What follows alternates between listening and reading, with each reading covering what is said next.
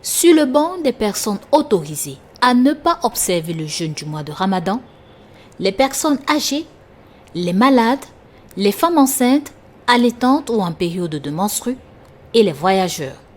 Le livre saint pour chaque catégorie de personnes donne des éclaircies. D'abord, pour les malades et les personnes avancées en âge, c'est un vieillard qui est incapable de jeûner, dont son corps ne lui permet plus de jeûner. Et le médecin a confirmé que s'il jeûne, cela va nuire à sa santé. Et également un malade dont la maladie, il doit prendre les comprimés matin, midi, soir par exemple, ou par exemple un malade d'une maladie chronique, disons par exemple le diabète, où il doit manger de temps en temps.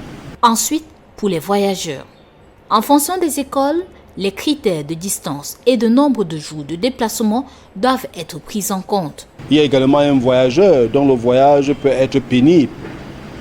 Et là, il faut un minimum de 84 km, et que ça n'excède pas 4 jours. Le voyage n'excède pas 4 jours où il va se rendre. Et enfin, les femmes.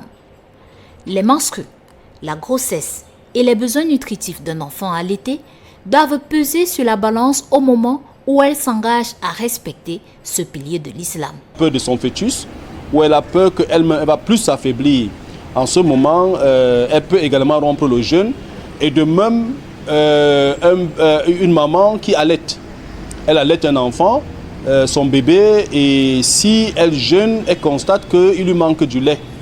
Et l'enfant va souffrir de ce fait. Là également, il est recommandé à celui-là de rompre le jeûne. Dans l'impossibilité de respecter les 30 jours de jeûne du mois de Ramadan, ces groupes de personnes peuvent soit se rattraper après, soit faire des compensations en donnant à manger et à boire aux démunis.